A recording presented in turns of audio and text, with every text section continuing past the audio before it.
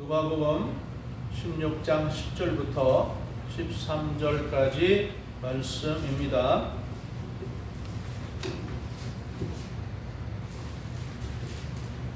누가복음 16장 10절부터 13절까지 말씀입니다.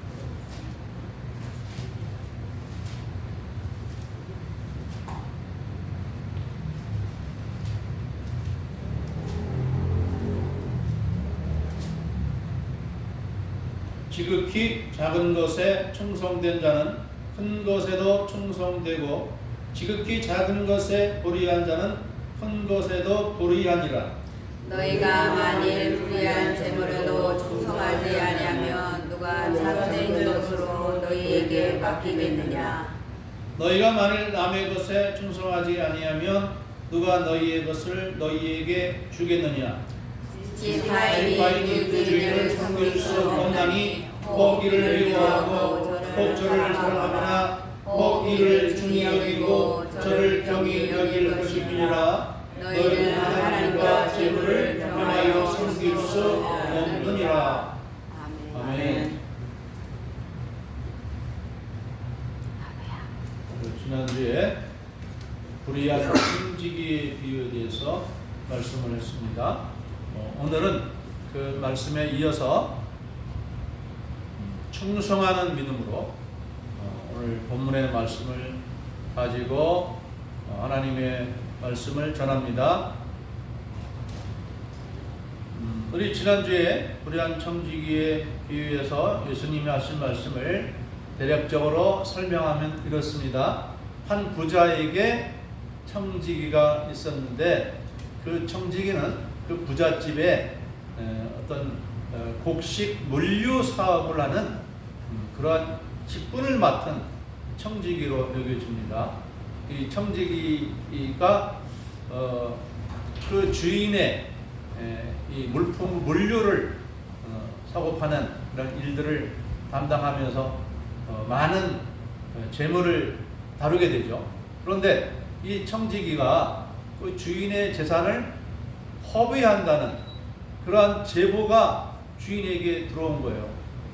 당신의 청지기가 당신의 재물을 막 펑펑 씁니다. 안 써도 될 곳에 씁니다.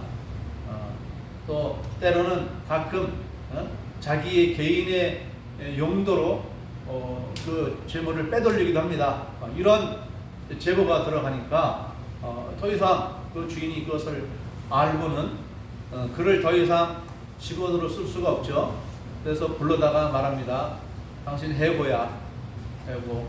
이제 당신이 그렇게 부정한 행동을 하니 내가 더 이상 당신을 직원으로 쓸 수가 없어.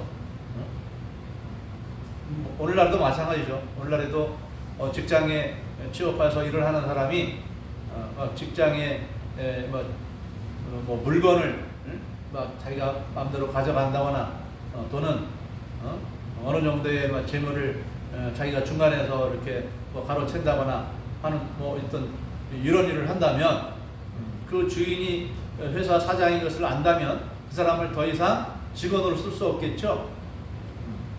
이 사람이 바로 그런 상태가 된 거예요. 그래서 이 청지기가 이제 어떤 일이 남았냐면 그 자신이 관리하던 그 물품의 이 관리를 아주 전부 정리를 해서 그다음 이제 직원이 오면 그 사람에게 넘겨줘야 되니까 내 하던 일을 정리하라 이렇게 한 것입니다.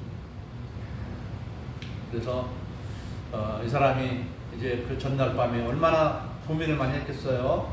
고민하다가 한 가지 아이디어를 얻었는데 이것은 자기가 평소에 거래하던 사람들에게 은혜를 베풀자는 거예요. 은혜를 베풀자.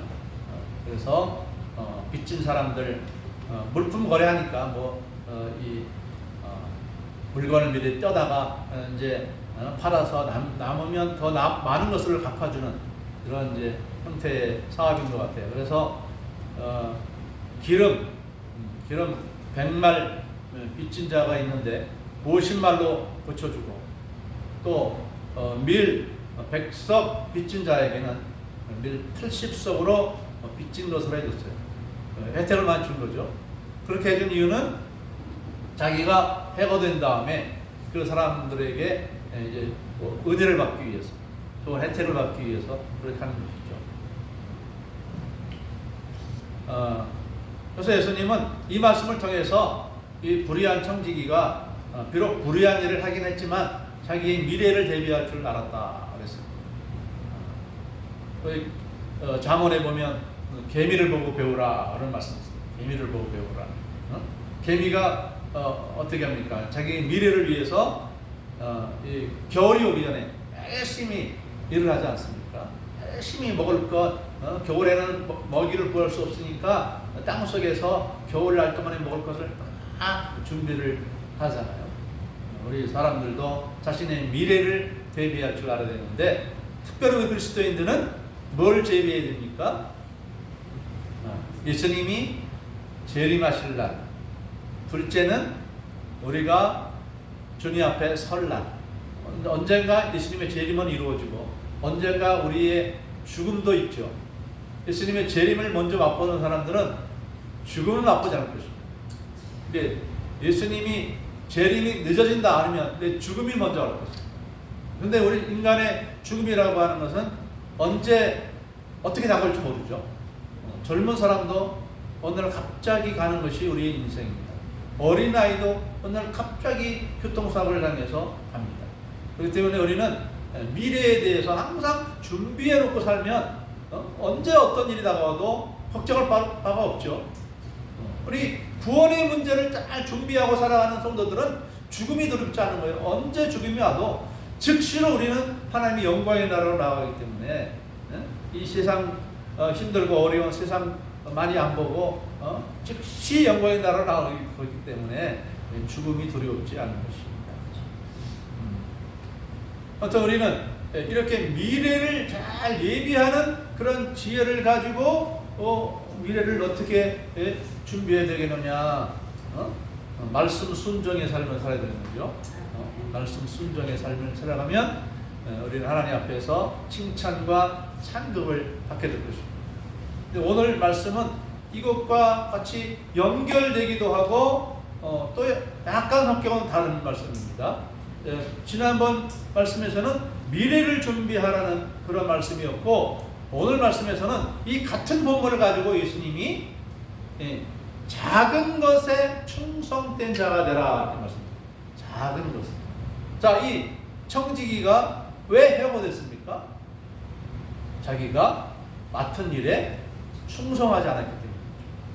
자기가 맡은 일에 충성하지 않았어요. 정직하게, 부지런히 그를 했다면은 계속해서 그 주인이 그를 그 청지기 주게 두었겠죠. 그리고 더 잘하면 더 큰 일을 맡겨줬겠죠. 그런데 이 사람은 자기가 하는 일을 소홀히 여기고, 그래서 결국은 그 청지기 직분에서 쫓겨나서 이 사람이 또 나름 지혜로운 대책을 세웠기 때문에 망정이 그렇지 않았더라면 땅을 파거나 빌어먹거나 하는 그런 상황에 처해졌을 것입니다. 이것은 오늘 우리 세상 생활에서도 적용이 되는 것이죠. 어느 회사에 취업이 됐을 때에는 그 회사의 직원으로서 자기에게 맡은 일에 충성을 다해야죠. 잘해야죠. 그리고 충성을 다해서 잘하는 것을 보여주면 또 지위를 올려주잖아요. 우리 과거 우리나라의 대통령이었던 이명박 대통령이 현대 건설에서 사장이 되었던 사람인데, 그가 현대건설에 취업을 해서 이 중동 지역에 파견을 나가서 일을 하는데 거기에서 폭동이 일어났어요.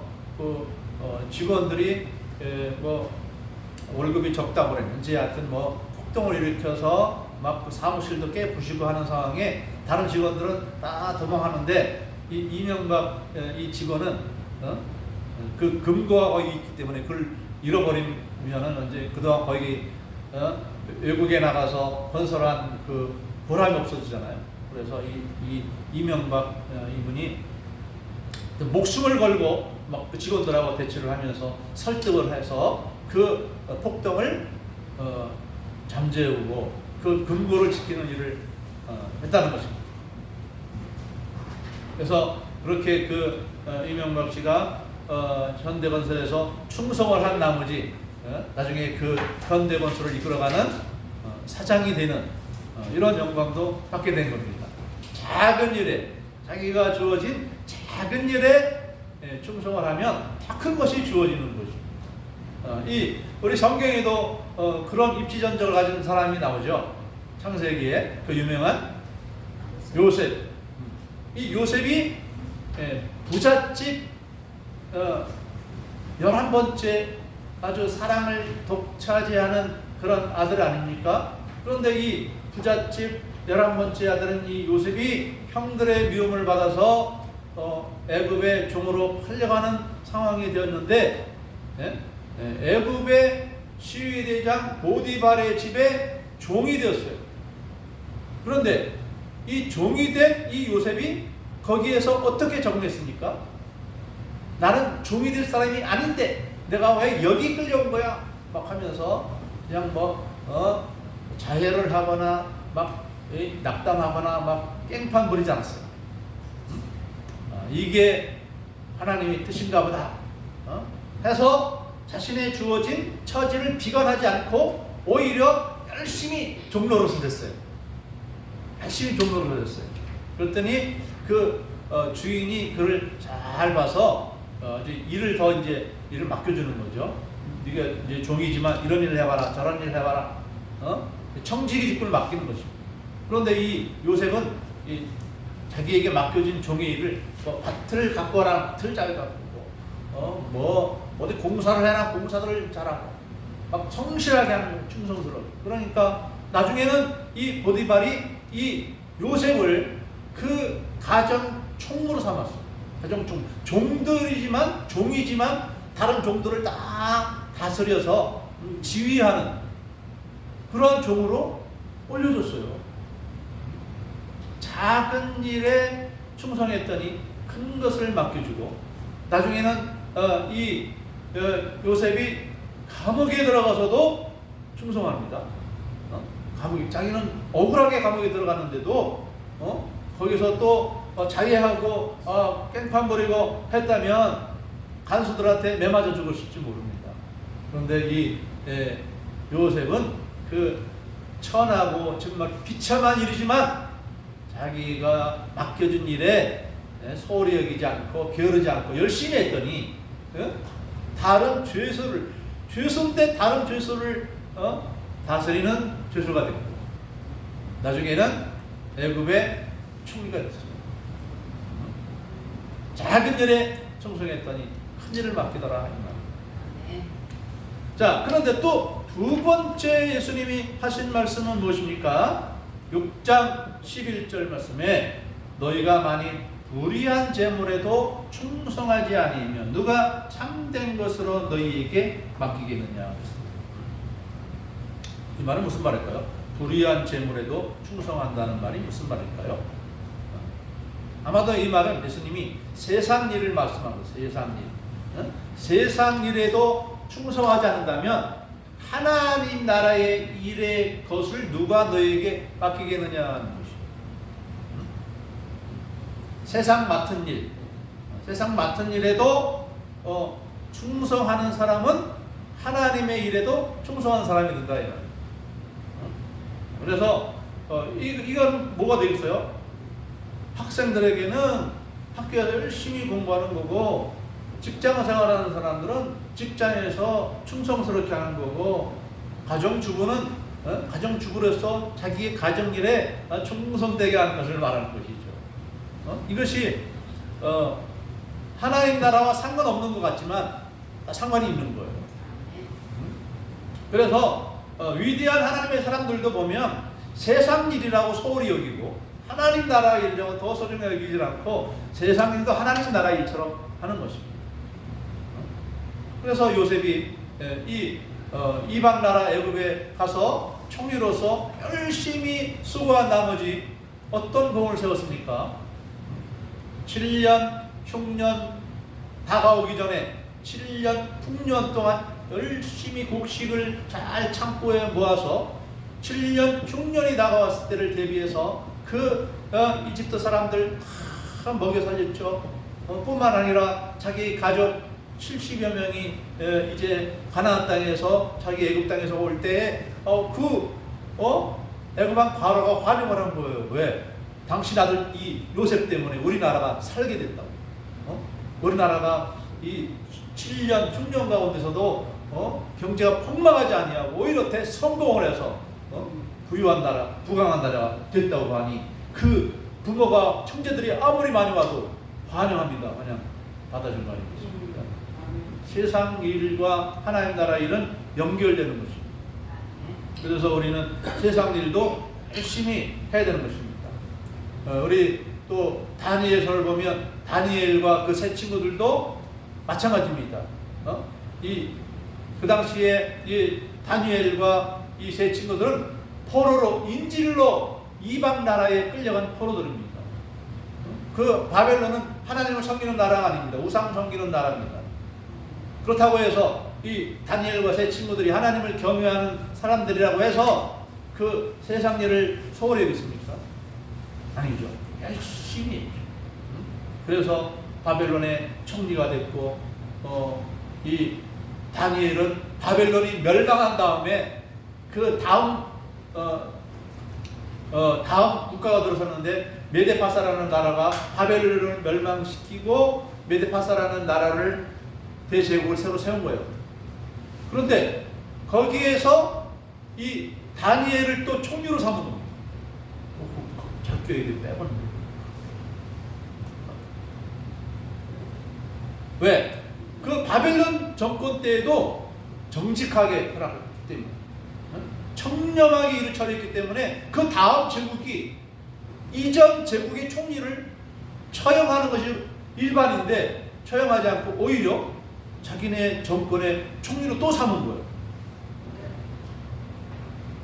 바로 우리가 이 세상 일을 어떻게 대해야 될지를 우리에게 알려주는 말씀입니다.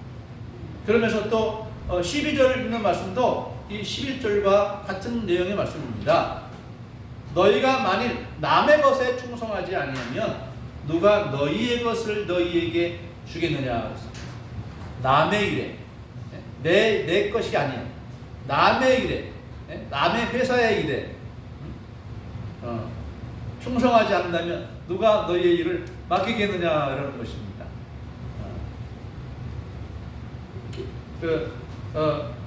어느 병원에 의사들이 있잖아요. 어느 병원에 어느 병원에 의사들이 있는데 그 의사들의 각 과가 있잖아요. 무슨 과 뭐 의사들 나이키 있잖아요.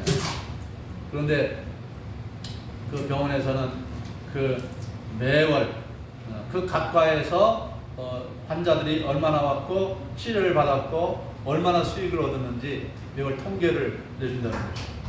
그래서 통계를 내주는데 그 매월 수입이 이 의사가 받아가는 월급보다 더 적으면 어떻게 된다고? 되고 더 많으면 더 월급 더 올려주고 적으면 되고 그래야 또 병원이 사니까 병원이 살아야 월급을 주잖아요. 이 세상의 원리가 그렇습니다.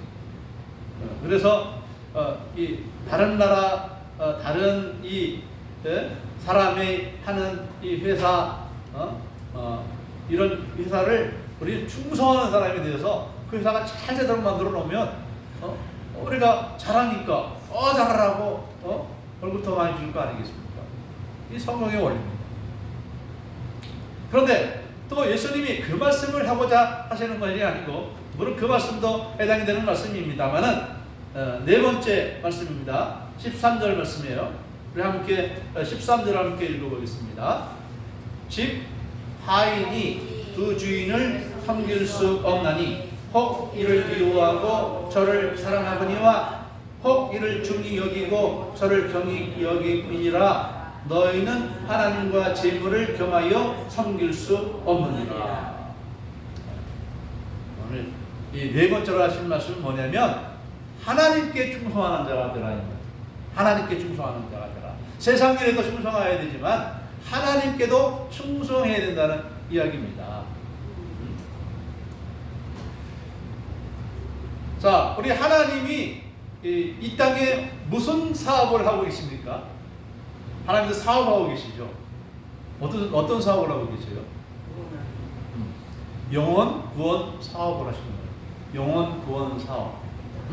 이 땅에 교회를 세우시고, 예수님과 12 지사를 통해서 교회를 세우시고, 그 교회를 통해서 하나님을 알지 못하는 사람들에게 이 복음을 전해서 예수 믿고 구원받고 복받도록 하나님의 성품을 따르는 거룩한 성도로 만들어서 이제 하나님의 영광의 나라 대제국을 만들려고 하나님이 사업을 벌이고 계시는 것이죠.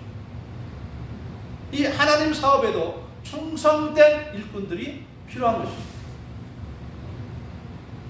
그럼 누가 충성을 할 수 있습니까? 바로 여러분과 제가 하나님께 충성하는 그의 직원들이요, 그의 백성들인 것입니다. 하나님 나라를 우리가 열심히 세워가면 내가 구원받고 또 내 가족과 이웃이 구원받는 거예요. 그러나 하나님 사업이 무너지면 어떻게 됩니까? 나도 구원받지 못하고 내 가족과 내 이웃도 구원받지 못하는 것이죠. 그렇기 때문에 우리는 이 하나비전 교회라고 하는 이 하나님의 이 교회를 우리는 소중히 여겨야 됩니다. 그런데 이 하나님께 충성함에 있어서 하나님이 제일 안 좋아하는 것이 무엇입니까? 하나님보다도 다른 그 무엇을 더 충성하는 것.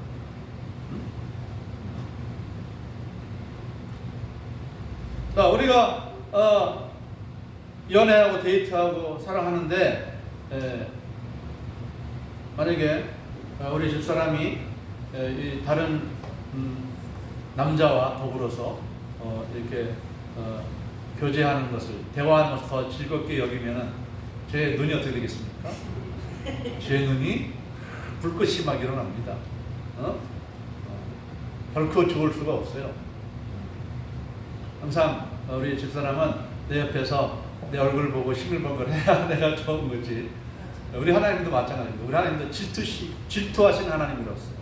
질투하신 하나님. 그래서 하나님은 뭘 제일 싫어하신다고 했습니까? 우상 숭배를 제일 싫어하세요. 우리가 하나님이 아닌, 하나님이 우리를 창조해 주시고 우리가 먹을 거 입을 거 다 주시고 우리 또 누구까지 주셨습니까? 예수님까지 우리에게 선물로 주셔서 그 십자가의 고통과 그 부활로 말미암아 우리를 하나님 자녀 삼아 주시고 또 하늘 영광을 위해서 다 예배해 놓으셨는데 우리가 하나님이 아닌 다른 우상에게 넋죽 절하는 거 보면은 하나님의 눈이 어떻게 돼요? 불꽃이 일어나서 처음부터 하나님은 진노를 안 하십니다. 우리 하나님은 오래 참아주셔요. 그래서 아무도 멸망당하지 않고 구원받기를 위해서 오래 참아주시는데 오래 참아도 끝까지 안 돌아온다. 그러면 그때 하나님 어쩔 수 없이 그를 지옥불에 심판하시는 거예요. 하나님이 왜 당신의 형상을 따라 만들어 놓은 우리를 지옥에 왜 넣으시겠습니까? 그러려고 우리를 만드신 것은 아니죠. 우리에게 복 주시려고 우리를 그렇게 하시는데 우리가 그 하나님의 뜻을 잘 알아야 될 것입니다. 단순히 우리가 하나님과 비슷한 다른 신이 있다면, 우리를 만들어낸 다른 신이 있다면 우리가 그 신을 섬긴다고 하여도 하나님이 질투할 이유가 없어요. 그런데 우리를 창조하시고 살게 하시는 분 유일하게 하나님이시기 때문에 우리가 다른 신을 섬기거나 우상에게 엎드려 절할 때 질투하시는 것입니다. 우리는 하나님을 질투하게 하나님이 아니라 기뻐하게 하는 우리가 될 것입니다. 하나님 기쁘시게 하는 우리가 될 것입니다.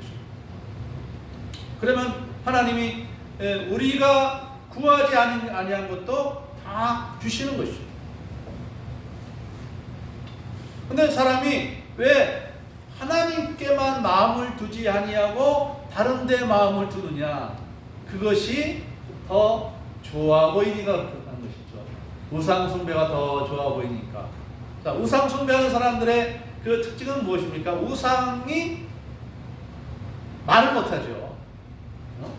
우상의 특징은 말을 못해. 우리가 무엇을 하든지, 하여튼 거기에 우상 앞에다가 뭐 돈만, 재물만 잘 갖다 놓으면 됩니다. 뭐 이래라 저래라 삶에 대한 간섭이 별로 없어요. 그래서 사람들이 우상 숭배에 빠지는 가장 좋은 이유가 뭐냐면 바로 하나님의 잔소리를 안 듣는다는 것이죠. 하나님의 십계명과 관계없이 계명과 관계없이 내가 하고 싶은 대로 마음대로 산다는 거예요. 예수 안 믿는 사람들이 뭐 욕하든지 술 마시든지 뭐 방탕하든지 뭐 도박을 하든지 뭐라 그럽니까? 근데 예수 믿는 사람이 조금 뭐 승질만 하면 예수 믿는 사람이 더라 그러고 예수 믿는 사람은 승질도 잘못 내. 왜? 예수 믿는 사람이 저런다고 하니까. 예수 믿는 사람이 거짓말하면 예수 믿는 사람이 거짓말한다고 그럽니다.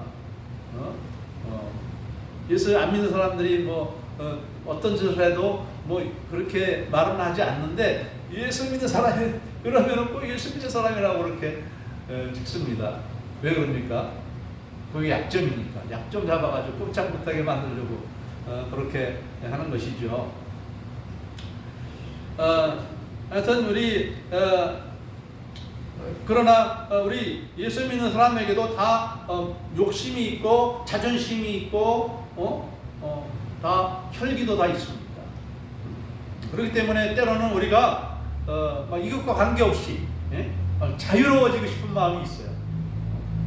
그러다 보니까 우리가 하나님보다도 때로는 내 자존심을 더 추구하고 하나님보다 때로는 내가 부자가 되고 싶은 욕구를 위해서 달려가고 싶기도 하고 때로는 내 욕망을 위해서 마음껏 달려가고 싶기도 하고 이러한 시험과 유혹이 있는 것입니다.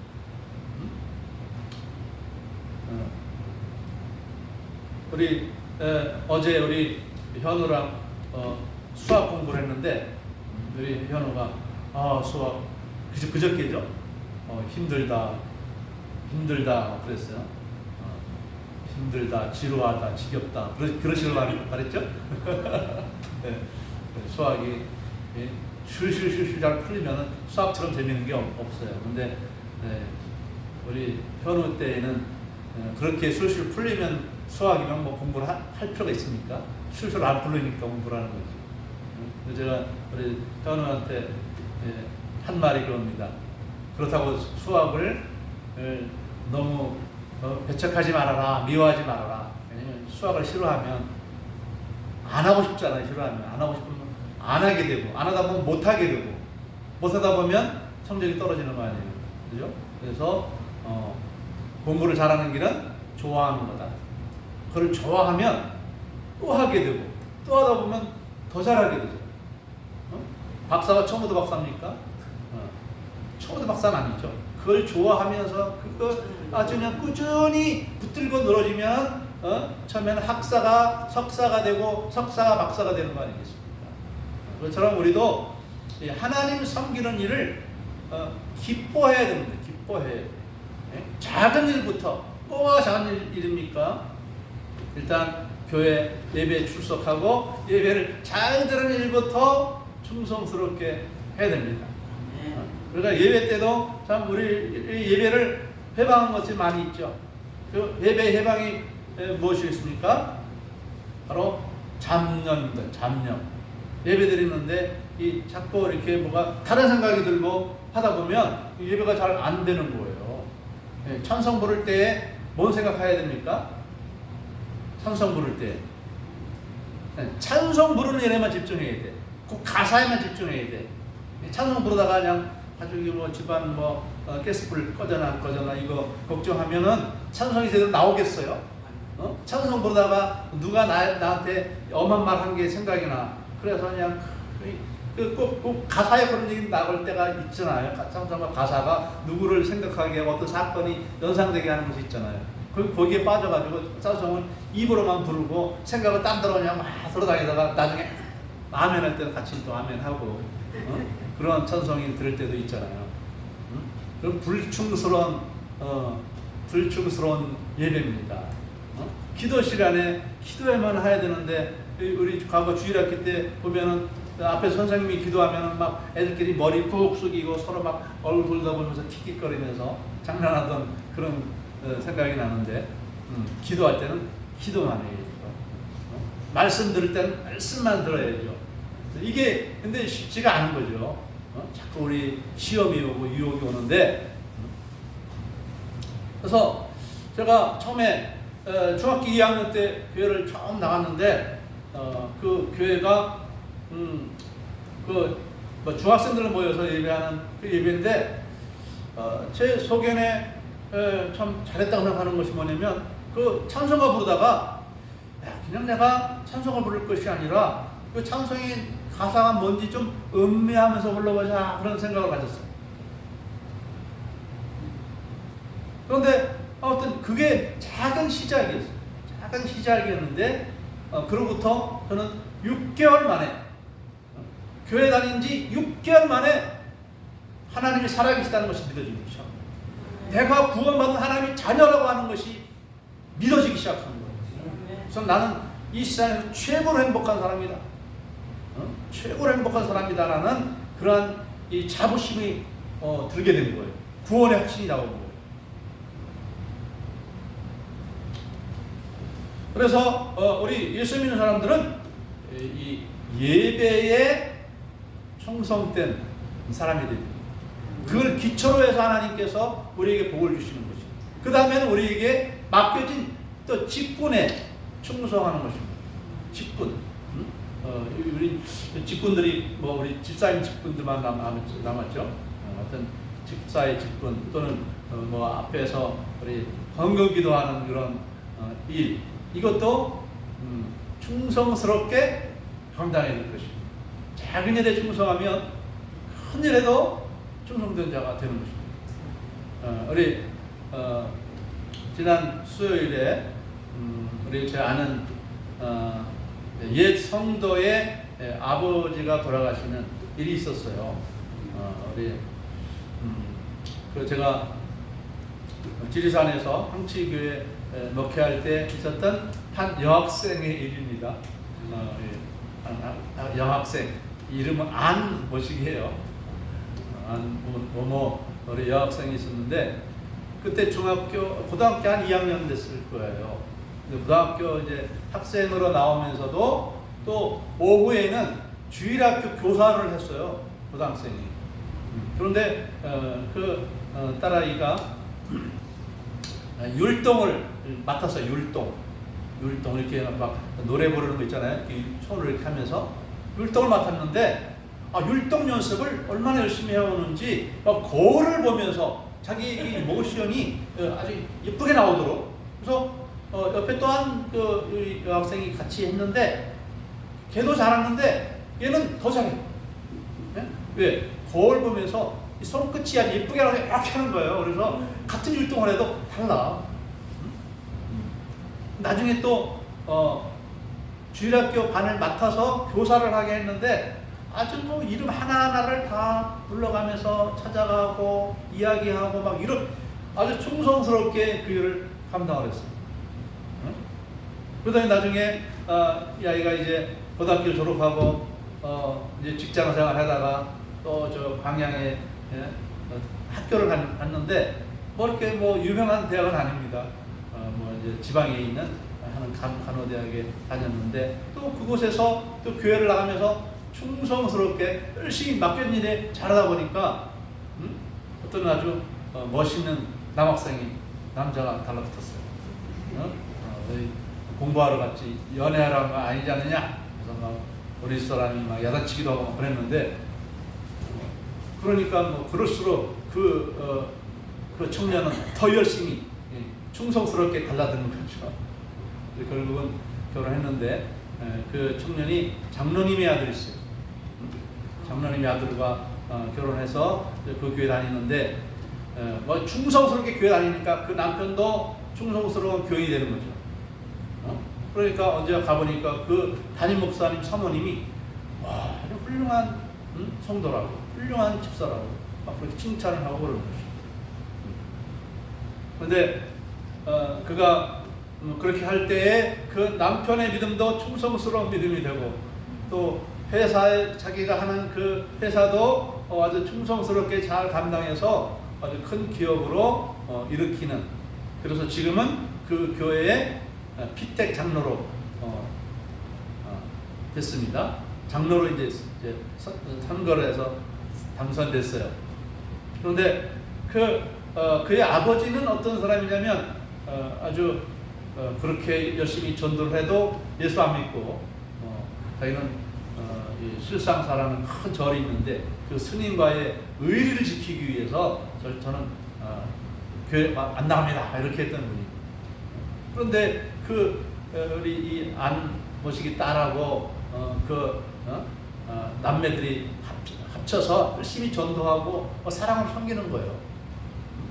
그러다 보니까 이번에 그분이 회개하고 예수 믿고 편안하게 임종을 했어요. 1년 전에 작년 2월 달쯤에 저와 우리 집사람이 찾아가서 이 신앙 고백을 하게 했어요. 같이 예배 드리면서 신앙 고백을 하게 하고 십계명 새긴 글자, 또 주기도문, 사도신경 이거를 또 다 주면서 교회를 못 나가지만 십계명과 사도신경, 주기도문 이거 열심히 하라고 하면서 이렇게 아예 책받침으로 만들어서 갖다 줬는데, 하여튼 이번에 들어가실 때 그 부인되는 집사님이 얼굴을 보니까 아주 편안한 모습이라는 거예요.